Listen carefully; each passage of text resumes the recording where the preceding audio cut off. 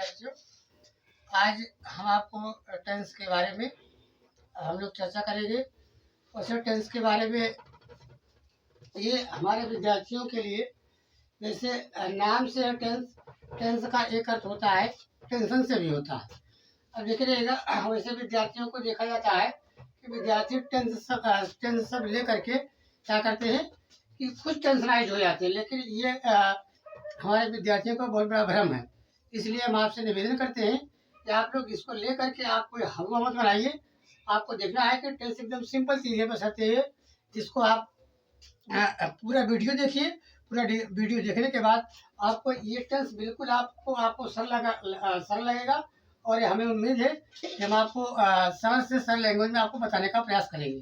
देखिए टेंस शब्द, सबसे पहले देखिए टेंस शब्द का अर्थ होता है क्या? काल। और काल का मतलब क्या होता है? समय। और समय का मतलब समय को किससे इंडिकेट करते हैं? टाइम से भी करते हैं। देखिए टेंस शब्द जो है, ये टेंस शब्द ये किससे बना है आपका? एक लैटिन भाषा के टेम्पस शब्द से बना है। टेम्पस शब्द से बना है, जिसका अर्थ होता है, जिसका अर्थ है टाइम। अब ये सवाल ये बनता है कि टाइम और टेंस में अंतर क्या है? देखिएगा आप, छोटे छोटे समय के भाग को हम टाइम कहते हैं। जैसे आप लोगों ने देखा होगा, आदमी खास करके आप पूछता भैया कितना टाइम कितना हो रहा है, तो हम लोग उत्तर देते 5 बजे हैं, 6 बजे हैं, कुछ बताते हैं आप, यानी कि कितने घंटे से काम करें, 2 घंटे से काम करें, 3 घंटे से काम कर रहे हैं। तो ये आपका क्या है? ये क्या आपका ये टाइम है। लेकिन जब लंबे समय के बारे में हम लोग चर्चा करते हैं, तो लंबे समय के लिए हमारे व्याकरण में, हमारे ग्रामर में एक शब्द का निर्माण किया गया था, काल का, टेंस का निर्माण किया गया। तो आइए हम टेंस पर थोड़ा चर्चा करते हैं। टेंस क्या चीज है? तो टेंस की परिभाषा में हम देखते हैं कि इसकी परिभाषा क्या है। जिस शब्द से किसी व्यक्ति, वस्तु, कार्य, अवस्था आदि के बारे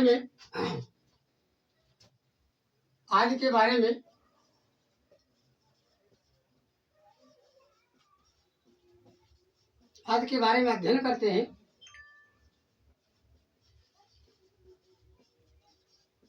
उसे टेंस कहते हैं। इसमें एक शर्त यही चाहिए, इसके साथ देखिए, इसमें लिखा है, अगर यहाँ से हम कह दें कि जिस शब्द से किसी व्यक्ति, वस्तु, कार्य, अवस्था आदि के साथ यहाँ पे लिखिए आप, आदि के साथ समय का भी बोध हो, आदि के साथ समय के बारे में भी हम अगर बताया जाता है, तो उसे हम क्या कहते हैं? मतलब टेंस कहते हैं। कहने का मतलब ये है कि नाम के बारे में बताया जाए, वर्ब के बारे में बताया जाए, उसके बाद एडजेक्टिव के बारे में बताया जाए, लेकिन इसके साथ साथ क्या होना चाहिए आपका? यानी कि टाइम भी, यानी कि कहने का मतलब समय भी अगर दिया होता है, तो ये हम क्या कहते हैं? आपको समय कहते हैं। मतलब क्या कहते हैं? टेंस कहते हैं। अब कहने का मतलब टेंस की परिभाषा आपको समझ में आ गई होगी। देखिए जितने लेखक है उतने प्रकार के इस टेंस के बारे में, परिभाषा के बारे में लिखते हैं, लेकिन जहाँ तक हमारा विचार है, टेंस के अंतर्गत यानी कि व्यक्ति के बारे में अध्ययन करते हैं, वस्तु के बारे में अध्ययन करते हैं, कार्य के बारे में अध्ययन करते हैं, उनकी अवस्थाओं के बारे में अध्ययन करते हैं। अगर समय के साथ साथ इन चीजों के बारे में हम अध्ययन करते हैं, उसे हम क्या कहते हैं? हम टेंस कहते हैं। अब देखिए आता आपका ये तो रहा टेंस। अब टेंस के प्रकार क्या है? टेंस के प्रकार के बारे में आपको देखिए, एक किसी फिल्म में गाना गाया गया है। उसमें उस गीत से क्लियर हो जाता है कि हमारे मतलब उस गीत के माध्यम से पता चलता है टेंस कितने प्रकार के होते हैं। देखिए गीत का नाम क्या है? गीत का है, देखिए मुझे तो गीत गाने नहीं आता है, फिर भी देखिए आप सुनिए। गीत की बोल क्या है? 100 साल पहले हमें तुमसे प्यार था, हमें तुमसे प्यार था, आज भी है और कल भी रहेगा। 100 साल पहले हमें तुमसे प्यार था, आज भी है और कल भी रहेगा। सदियों से मिलने को ये दिल बेकरार था, आज भी है और कल भी रहेगा। देखिए इस फिल्म में, इस गीत में देखिए क्या लिखा है कि देखिए 3 चीज देखिए, आज भी है, आज भी है, कल भी रहेगा, और उसके बाद क्या था, यानी कि था, आज भी है, और उसके बाद कल भी रहेगा। दिख रहेगा यानी कि तीनों को है, यानी कि ये कहने का मतलब बीते हुए समय की बात कर रहा है, ये जो है वर्तमान की बात कर रहा है, और ये आने वाले समय के बारे में बात कर रहा है। तो कहने का मतलब अगर टेंस के बारे में, भेद के बारे में बताया जाए तो टेंस के कितने भेद होते हैं? 3 भेद होते हैं। नंबर 1 आपका क्या होता है? आपका नंबर 1 आपका क्या? Present tense, present tense. और दूसरा क्या आपका? Past tense. और तीसरा आपका क्या? Future tense.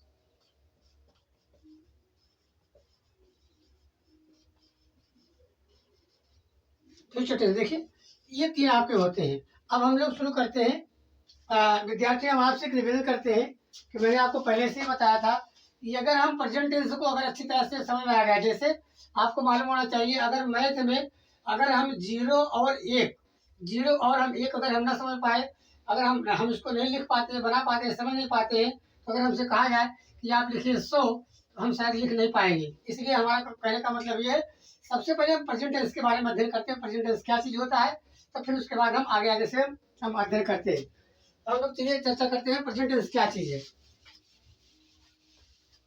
देखिए एक क्रम से आप देखिएगा, प्रेजेंट टेंस, प्रेजेंट टेंस। देखिए प्रेजेंट को हिंदी में क्या बोलते हैं? वर्तमान।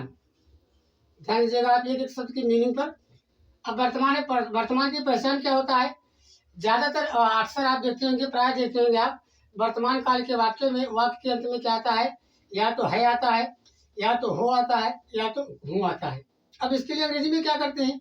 इसके अंग्रेजी में या तो हम इजी लिखते हैं, या तो एम लिखते हैं, या तो आर लिखते हैं, या तो दूसरे पार्ट में क्या लिखते हैं? या तो हम है लिखते हैं, या तो है लिखते हैं। इतने शब्दों का प्रयोग हम किस में करते हैं? वर्तमान काल के प्रयोग में हम करते हैं। और उसके बाद क्या आता है? टेंस। टेंस का मतलब क्या होता है? काल आपको ऊपर बताया जा चुका है। अब इसकी देखिए परिभाषा क्या बनती है? परिभाषा देखिए क्या बनती है? जिस कार्य, जिस कार्य, वस्तु, व्यक्ति के विषय में, के विषय में समय के साथ, समय के साथ वक्ता, वक्ता के सामने कही जाए, वक्ता के सामने वर्णन किया जाए, वर्णन किया जाए, तो उसे हम प्रेजेंट टेंस कहते हैं, उसे प्रेजेंट टेंस कहते हैं, कहते हैं। देखिए अब इसमें कितनी कितनी बातें ध्यान दीजिएगा। देखिए इस परिभाषा में, परिभाषा में देखिए कितनी बातें कही गई हैं। नंबर 1 देखिए आपको क्या क्या कहा गया कि वस्तु के बारे में। एक हम वस्तु का एग्जाम्पल लेते हैं। देखिए वस्तु के विषय में कहा गया है, जैसे लिखा है वह एक कलम है, वह एक कलम है, वह एक कलम है। अब यहाँ पर जब हम ट्रांसलेट करते हैं क्या आता है आपका? That is a pen, that is a pen. और देखिए किसके बारे में कहा गया? व्यक्ति के विषय में कहा गया। वस्तु के बारे में कहा गया, व्यक्ति के बारे में। देखिए व्यक्ति के बारे में क्या है, यानी कि राम मेरा भाई है, राम मेरा भाई है।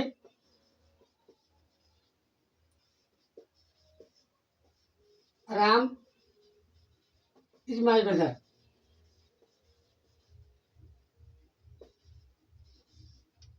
My brother. अब देखिए आप किसके बारे में कहा गया, व्यक्ति के बारे में, कार के बारे में बताया गया, कार के बारे में बताया गया। कार क्या है, जैसे वह पढ़ता है, वो पढ़ता है तो क्या लिखा गया, ही रीड्स। इसी प्रकार के तमाम आपको एग्जाम्पल देखने को मिलेंगे।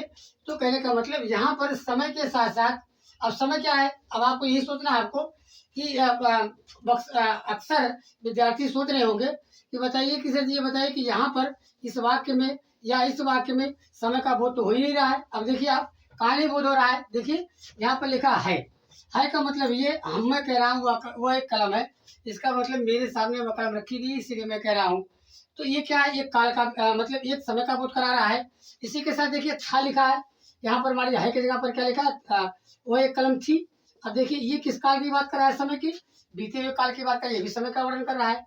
वो एक कलम होगी, अब ये भी आपका देखिए समय का वर्णन कर रहा है। अब इस समय क्या है कि आने वाले समय के बारे में कहा जा रहा है। तो कहने का मतलब इन्हीं शब्दों से क्या समय का बोध हो रहा है।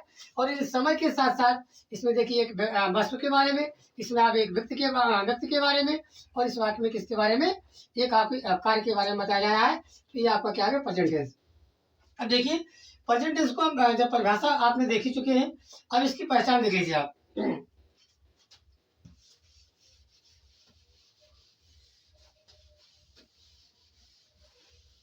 देखिए अब जब हम प्रेजेंट टेंस की चर्चा करते हैं तो प्रेजेंट टेंस को हम दो भागों में बांटते हैं। एक होता है आपका क्या, अनिश्चितकालीन क्रिया होती है, एक होती है पूर्णकालिक क्रिया होती है। अनिश्चितकालीन क्रिया कौन होती है, ध्यान दीजिएगा, प्रेजेंट टेंस के अंतर्गत एक क्रिया आपकी क्या होती है, अनिश्चितकालीन। अनिश्चितकालीन क्रिया, अनिश्चितकालीन क्रिया कौन सी होती है, आपने वर्ब बी का नाम सुना होगा, यानी कि वर्ब बी। इसके अंतर्गत कौन कौन से आते हैं आपके, इसके अंतर्गत आते हैं आपके इज, एम, आर। वैसे इसके अंतर्गत 5 क्रिया आती है, लेकिन वर्तमान काल में बी के रूप कितने आते हैं, 3 ही आते हैं। और देखिए ये तो अनिश्चितकालीन क्रिया है। एक आपकी होती है पूर्णकालिक क्रिया। पूर्णकालिक क्रिया क्या आपकी, इसके बारे में देखते हैं। पूर्णकालिक क्रिया क्या आपका, एक होता है आपका हैव के रूप, जैसे वी हैव डू आपने देखा होगा, ये आपका किसमें आता है, हैव आता है। ये इसका क्या होता है आपका, एक होता है आपका हैज होता है, और आपका क्या होता है, एक हैव होता है। ये दो क्रियाओं के बारे में हम प्रेजेंट टेंस के अंतर्गत अध्ययन करते हैं। अब चलिए हम इन्हीं दोनों क्रियाओं के बारे में अध्ययन करते हैं। तो सबसे पहले हम डालते हैं क्या, यानी कि वर्तमान काल की क्रिया, वर्तमान काल क्रिया के रूप में हम अध्ययन करते हैं। तो इसके अंतर्गत क्या आता है, आप लिख सकते हैं आप यूज आप इज एम आर, अब देखिएगा, अगर विद्यार्थी हम आपसे फिर से एक बार निवेदन करते हैं कि अगर ये वाक्य इस एम के बारे में अगर हमको समझ में आ गया तो मैं आपसे मतलब बिल्कुल चुनौती के साथ मैं कह रहा हूँ कि आपको टेंस समझने में कोई भी दिक्कत नहीं होगी। ये मेरा दावा है। अब देखिए इस एम का प्रयोग, इसमें सबसे पहले हम देखिए पहचान पे हम निर्भर करते हैं। यही अगर आप पहचान आपको ध्यान में आ गई तो मुझे उम्मीद है कि आपको समझ में आएगा। देखिए जब किसी या ऐसा लिखिए आप, यदि है, हो, हूँ के पहले नाउन के बारे में आपको हम बताए थे, पिछली वीडियो में आपको बताया गया था। नाउन शब्द क्या है, नाउन का मतलब जिसे हम देख सकते हैं, जिसे हम छू सकते हैं, वो क्या वो कहलाता है, नाउन कहलाता है। कहने का मतलब noun is the naming word. तो यहाँ पर देखिए नाउन है आपका, यानी कि कहने का मतलब यदि है, हो, हूँ के पहले नाउन। एडजेक्टिव, एडजेक्टिव का मतलब क्या होता है आपका, आप जानते हैं, विशेषण है। यहाँ लिखिए आप संज्ञा, फिर आप लिखिए आप विशेषण, और इसके अलावा एक शब्द और आता है आपका एडवर्ब। एडवर्ब आता है जिसको हम क्या बोलते हैं, क्रिया विशेषण बोलते हैं। विशेषण देखिए आपको मालूम है कि मतलब अगर पूछा जाए कि पढ़ाई क्या चीज़ है, तो पढ़ाई क्या है, ये आपके शब्दों का जाल है। अगर हम अध्यापक के एक एक शब्दों को ध्यान से देखें तो निश्चित रूप से मैं कहता हूँ कि आपको सारी बातें समझ में आ जाएगी। आप इन एक एक शब्दों पर ध्यान दीजिएगा। तो देखिए क्या लिखा है, यदि है हो हूँ, है कौन सी क्रिया है, एक वचन की क्रिया है। हो क्या आपकी, हो आपको मतलब क्या आपकी, ये भी आपकी बहुवचन की क्रिया है। हूँ क्या आपकी, ये आपकी एक वचन की क्रिया है। इसलिए एक वचन के लिए, एक वचन और बहुवचन के लिए तीनों क्रियाएं बनी है। तो यदि है हो हूँ के पहले क्या है आपका, या तो नाउन आए, या तो एडजेक्टिव आए, या तो एडवर्ब आए, तब वहीं पर क्या होता है आपकी, यानी कि वहां पर हम इस मार्क का प्रयोग करते हैं। जैसे देखिए लिखा है कि वह एक छाता है, वह एक छाता है। अब इसका ट्रांसलेट करके क्या करेंगे आप, दैट इज एन अम्ब्रेला। देखिएगा अभी क्या पहचान बताएगी, हाई के पहले क्या आता है, कोई नाउन आता है। तो छाता क्या आपका नाउन है, ये आपका पहले कहने का मतलब ये नाउन का एग्जाम्पल आपको ये देखिए, यहाँ हाई के पहले क्या आपका नाउन आया है। और दूसरा वाक्य देखिए क्या आपका, जैसे वह बीमार है, वह बीमार है, इसका अनुवाद क्या करेंगे आप, सी इज इल, सी इज इल। अब देखिए यहाँ पर क्या आपका हाई के पहले क्या आपका एडजेक्टिव आया, दूसरा शब्द यहाँ करने का मतलब यहाँ एडजेक्टिव आया आपका। और तीसरा शब्द देखिए आप, तुम, बच्चे वहां हैं, बच्चे वहां है, तो क्या लेंगे आप, the children, the children are there. अब देखिए यहाँ पर है के पहले क्या वहां आया, वहां से भी क्या आपका एडवर्ब है। तो कहने का मतलब यहाँ है, मतलब कहने का मतलब ये है, अनिश्चित के लिए अनिश्चित कालीन की क्रिया का वहां प्रयोग किया जाता है जब है हो के पहले क्या आता है, या तो नाउन आता है, या तो एडजेक्टिव आता है, या तो एडवर्ब आता है। तब वहां पर क्या करते हैं, हम क्या करते हैं, इज एम आर में से तीनों क्रियाओं का क्या करते हैं, तीनों में से एक क्रियाओं का प्रयोग करते हैं। अब किसके साथ इज लिखा जाता है, किसके साथ एम लिखा जाता है, किसके साथ आर लिखा जाता है, इसके बारे में थोड़ा देखते हैं। तो लिख सकते हैं आप नियम नंबर फर्स्ट, नियम नंबर 1 देखिए आप क्या है, एक देखते हैं क्या लिखा है, he see it this that, he see it that, तथा एक क्वेश्चनकर्ता के साथ, एक क्वेश्चनकर्ता के साथ हम क्या लगाते हैं, इसका प्रयोग करते हैं, इसका प्रयोग किया जाता है, किया जाता है। एग्जाम्पल में हम लोग देख लेते हैं,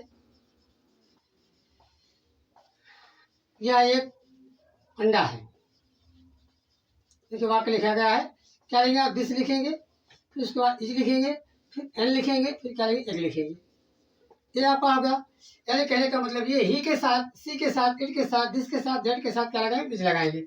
ये नंबर दूसरा लिखिए आप, आई के साथ एम लिखा जाता है, आई के साथ, देखिए केवल आई के साथ, ये एक ऐसी क्रिया है, देखिए आप केवल आई के साथ, केवल आई के साथ एम लिखा जाता है, एम लिखा जाता है। अब आपको ध्यान देने वाली बात है, हमने अक्सर देखा है कि हमारे विद्यार्थी भाई क्या करते हैं कि जहाँ पर मतलब आई के साथ कहीं भी आई लिखा, चाहे जिस टेंस में हो, वहाँ पर क्या करते हैं, आई के साथ क्या लगा के एम लगा देते हैं। लेकिन आपको यही हम लोग क्या गलती कर देते हैं, जबकि ऊपर हमने आपको बताया ना, आई के साथ एम का प्रयोग वहाँ करेंगे जहाँ है हो के पहले कोई या तो नाउन आए, या तो विशेषण आए, या तो क्रिया विशेषण आए, तब वहीं पर हम क्या लिखते हैं, इसको लिखते हैं। तो कहने का मतलब केवल आई के साथ एम लिखा जाता है। जैसे मैं प्रसन्न हूँ, मैं प्रसन्न हूँ, क्या लेंगे आप, आई एम हैप्पी। देखिए ये रहा आपका। तीसरे नियम पर हम लोग चर्चा करते हैं, तीसरे नियम पे चर्चा क्या करते हैं, देखिए लिखिए आप, बी लिखते हैं, फिर उसके बाद क्या लिखते हैं, यू लिखते हैं, फिर लिखते हैं आप दे लिखते हैं, फिर उसके बाद क्या लिखते हैं, दीज लिखते हैं, फिर क्या लिखते हैं आप दो लिखते हैं। इन क्रियाओं के साथ, इन क्रियाओं के साथ क्या लगा जाता है, तथा बहुवचन क्रियाओं के, बहुवचनकर्ता के साथ, बहुवचनकर्ता के साथ क्या लिखा था, आर लिखा जाता है, आर लिखा जाता है। जैसे वो खिलाड़ी है, वो खिलाड़ी है, क्या लिखेंगे आप, दे आर प्लेयर, प्लेयर्स। ये आपका मतलब क्या हुआ आपका, अब मतलब ये आपका क्या है, तीनों नियम हुए। इन तीनों नियम को देखिए एक क्रम से हम लिखते हैं, इन तीनों क्रियाओं का एक क्रम होता है, वाक्यों का क्रम होता है। एक क्रम क्या लिखते हैं आप? सबसे पहले हम वाक्य में क्या लिखते हैं? सब्जेक्ट लिखते हैं। फिर क्या लिखते हैं आप? फिर हम या तो इज लिखते हैं, या तो एम लिखते हैं, या तो हम क्या लिखते हैं? आर लिखते हैं। इसके बाद क्या लिखते हैं? इसके पहले आपको देखना है, या तो हम नाउन लिखेंगे, या क्या लिखेंगे आप? एडजेक्टिव लिखेंगे। हाँ, या क्या लिखेंगे आप? या तो क्या लिखेंगे? एडवर्ब लिखेंगे। ये आपको बताया गया पहले ही। इन तीनों में से एक शब्द का प्रयोग किया लिखा जाता है। ये रहा क्या है? ये सब्जेक्ट हो गया, उसके बाद ये वर्ब हो गया, और उसके बाद ये क्या हो गया? वो कॉम्प्लीमेंट हो गया। तो ये रहा क्या? आपका स्ट्रक्चर। अब इसी चर्चा में देखते हैं हम लोग, निगेटिव पे चर्चा करते हैं हम लोग। निगेटिव में क्या है? निगेटिव में क्या लिखते हैं हम लोग? देखिए, निगेटिव सेंटेंस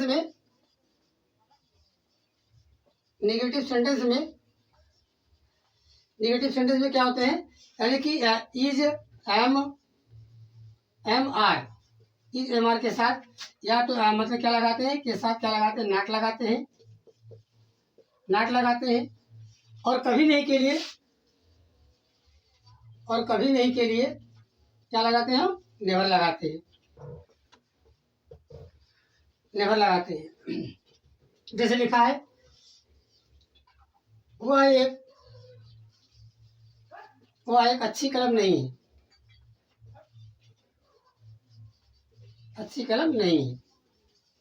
क्या लेंगे आप? That is not a good pen.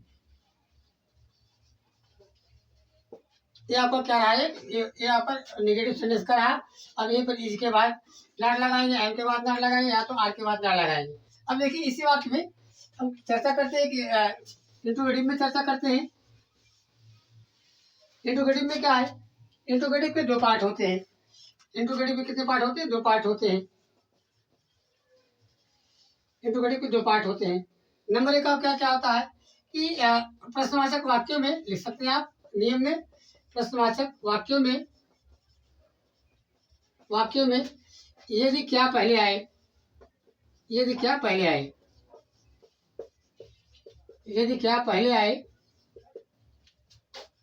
तो इज एम आर, तीनों में से किसी एक क्रिया का प्रयोग इज एम आर को वाक्य में सबसे पहले लिखते हैं। कि वाक्य में सबसे पहले लिखते हैं। फिर क्या लिखते हैं? फिर कर्ता लिखते हैं, सब्जेक्ट लिखते हैं। फिर कर्ता लिखा जाता है। फिर कर्ता के बाद अन्य शब्दों को लिख करके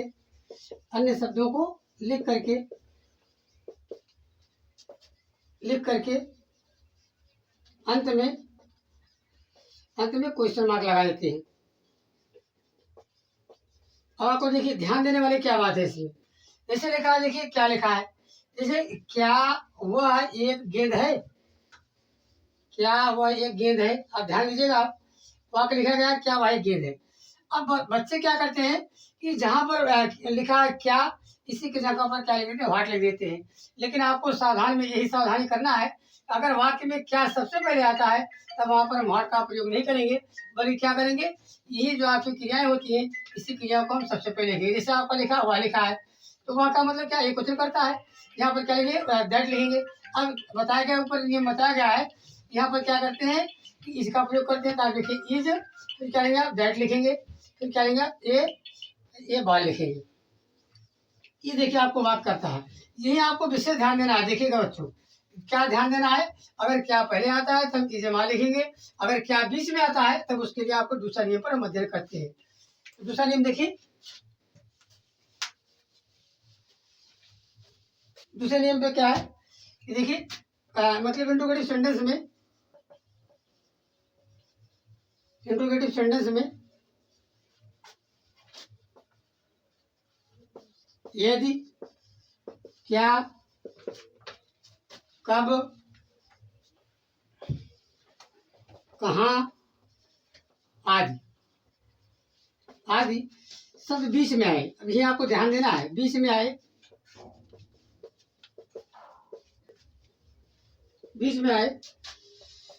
तो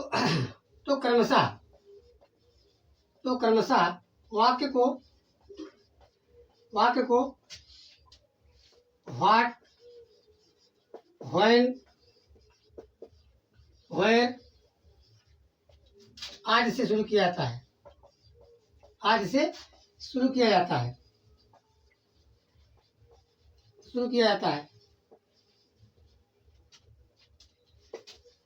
शुरू किया जाता है। फिर इजेमार लिखकर,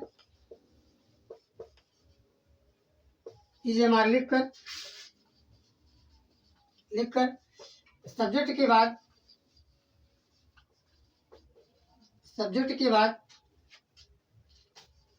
अन्य शब्दों को लिखा जाता है, अन्य शब्दों को लिखकर, अन्य शब्दों के लिखने के बाद, के लिखने के बाद अंत में क्या क्वेश्चन मार्क लगा देते हैं, लगा देते हैं।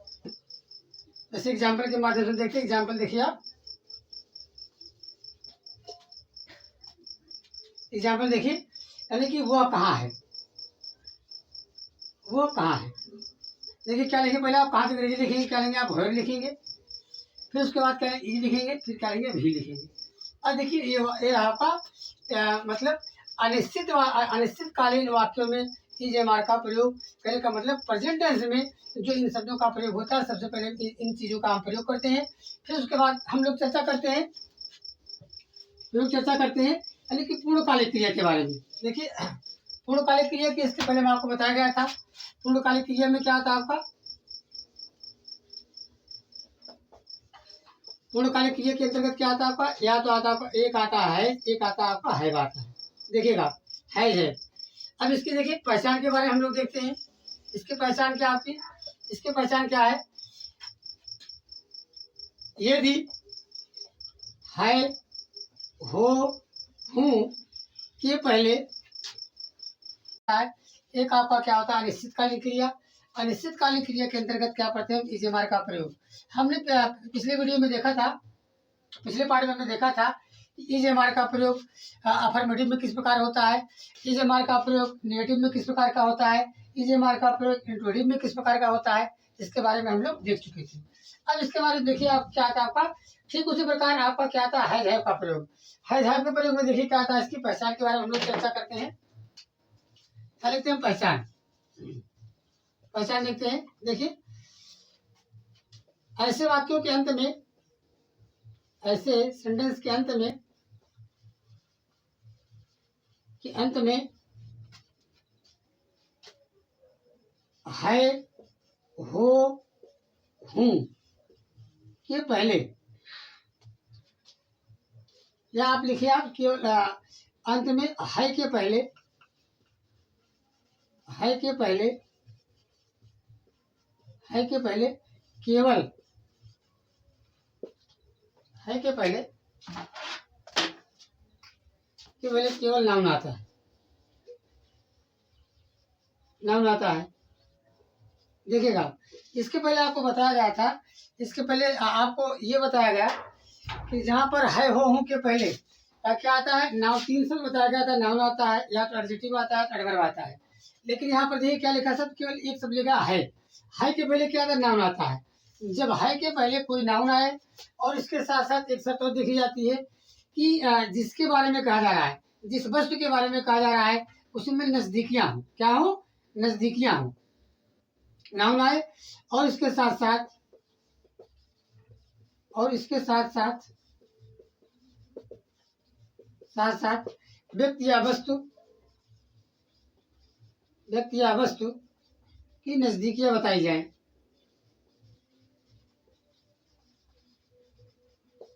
नजदीकियां बताई जाए तो वो क्या माना जाता है, तो पूर्णकालिक क्रिया मानी जाती है।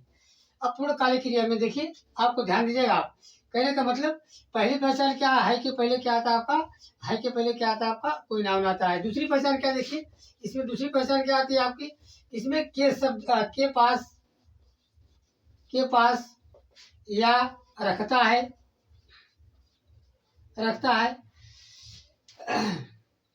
लिखा रहता है। देखिए दो पहचान आप देखेंगे, लिखा रहता है। पहली पहचान क्या है? मतलब है कि पहले केवल नाउन आता है। दूसरी पहचान क्या आता है? वाक्य में के पास है या रखता है, दो शब्द आता है। ये रही आपकी पहचान। आप नियम नियम के बारे में चर्चा करते हैं। इसके नियम कितने हैं? नियम देखिए, ही, सी, इट तथा सिंगुलर सब्जेक्ट एक वचनकर्ता के साथ, एक वचनकर्ता के साथ, एक वचनकर्ता के साथ क्या लिखते हैं? हम हैज लिख देते हैं। हैज लिखा जाता है, लिखा जाता है। जैसे उसके पास एक कलम है, उसके पास एक कलम है, कलम है।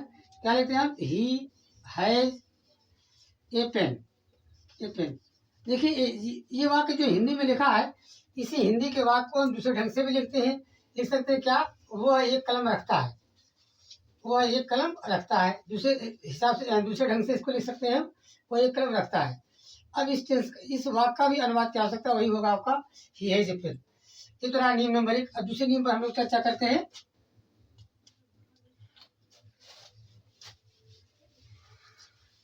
देखिए दूसरे नियम में क्या है? बी, यू, दे तथा प्लूरल सब्जेक्ट के साथ,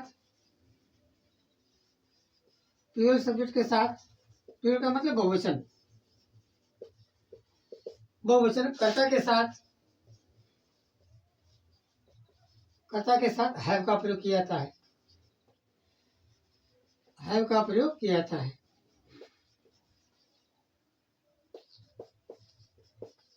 किया जाता है। जैसे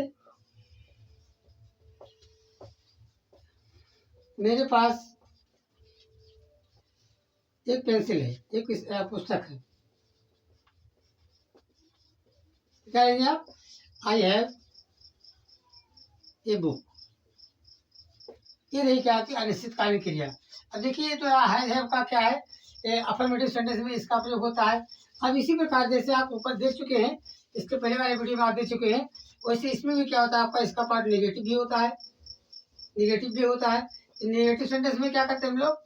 वही चीज आपका देखिए नंबर 1 नेगेटिव में क्या होता है कि ही हैज, उसके बाद क्या? हैज के बाद, हैज के बाद क्या लगाते हैं? हैज या हैव, हैज या हैव के बाद या तो क्या लगाते हैं? नॉट लगाते हैं। हैज के बाद नॉट लगाते हैं, हाँ, या नो लिखा जाता है। क्या लिखा जाता है? नो लिखा जाता है, लिखा जाता है। जैसे उदाहरण के रूप में देखिए, उसके पास, उसके पास एक कलम नहीं है, एक कलम नहीं है। क्या लेंगे आप? He has not, he has not a pen. ये आपका आप मतलब नेगेटिव सेंटेंस में। अब यही क्रम आपका क्या होता है?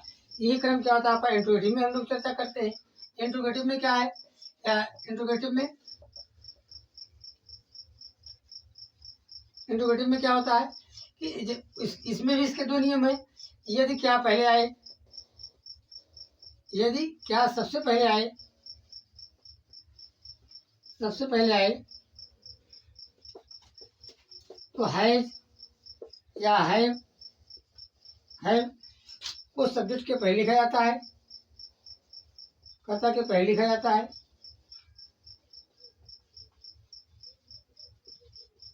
लिखा जाता है। यदि बीच में आए, यही शब्द, यही शब्द बीच में आए, बीच में आए तो वाक्य को WH टाइप शब्द, वाक्य को WH टाइप शब्द से शुरू करते हैं।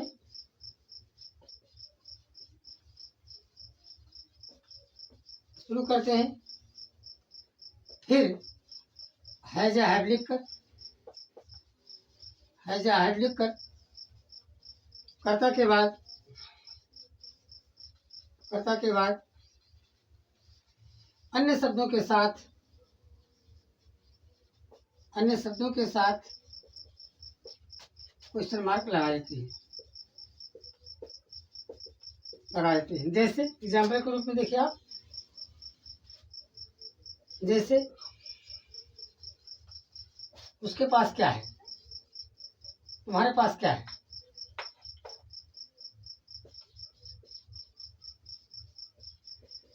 तुम्हारे पास क्या है, क्या लेंगे आप, व्हाट हैव यू लिखेंगे। ये रहा आपका। तो ये रहा। देखिए इसके बाद एक नोट लिख लेते हैं हम लोग। इसमें नोट लिखा आपका, नोट लिखते हैं। आपका नोट क्या है कि मेरे के लिए आई लिखा जाता है। उसके के लिए क्या लिखा जाता है, उसके के लिए क्या लिखा है, ही लिखा जाता है। या क्या लिखा है, सी लिखा जाता है। उसके बाद हमारे के लिए बी लिखा जाता है। तुम्हारे के लिए देखिए, तुम्हारे के लिए यू लिखा जाता है। उनके इसके लिए क्या लिखा जाता है, दे लिखा जाता है। इसी प्रकार के आपके क्या लिखे जाते हैं, सब लिखे जाते हैं। तो अब यहाँ पर आपका क्या हुआ, यानी कि प्रेजेंट टेंस अब जाके पूरा हुआ। प्रेजेंट टेंस में आपने देखा कि एक बार प्रेजेंट टेंस में आपने देखा कि इसके अंतर्गत दो क्रिया देखा आपने। एक आपकी पूर्ण अनिश्चितकालिक क्रिया जिसके अंतर्गत इजमार का प्रयोग हुआ है, और दूसरी क्या आपकी पूर्णकालिक क्रिया जिसका प्रयोग किया हैज हैव का प्रयोग किया हुआ। अब हम लोग चर्चा करते हैं काइंड्स ऑफ प्रेजेंट टेंस। लिखते हैं हम लोग kinds of present tense. Present tense देखिए, इसके कितने भेद होते हैं, इसके 4 भेद होते हैं। अरे कहने का मतलब प्रत्येक टेंस के कितने भेद होते हैं, इसके 4 भेद होते हैं। 4 भेद होते हैं। नंबर 1 आपका क्या है, इंडेफिनिट टेंस। नंबर 1 आपका present indefinite tense. Present indefinite tense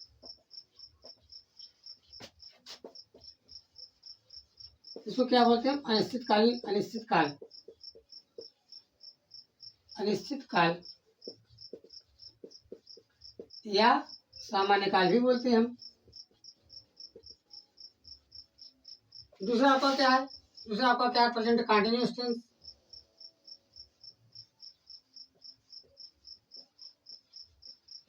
continuous tense इसको क्या बोलते हैं हम, पूर्ण वर्तमान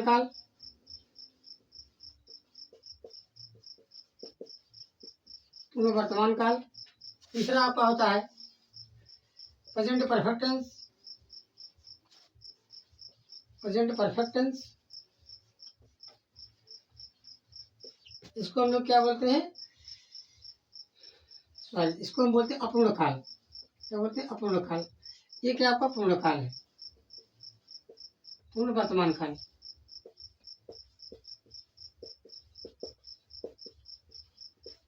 और चौथा आपका क्या आता है, प्रेजेंट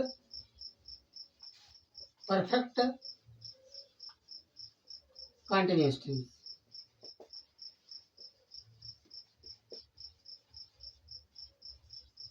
हिंदी में क्या बोलते हैं, पूर्ण तथा अपूर्ण वर्तमान काल।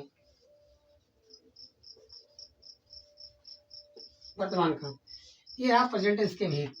अब हम इसके अलावा इन चारों के भेद के बारे में हम अगले पार्ट यानी कि पार्ट नंबर 3 में हम इन टेंस की चर्चा करेंगे। इस तरह की चर्चा करते हैं। और इन वीडियो के साथ अगर आपको कोई प्रॉब्लम होती है, कोई समस्या होती है, आप उसको कमेंट करके बताइएगा। धन्यवाद।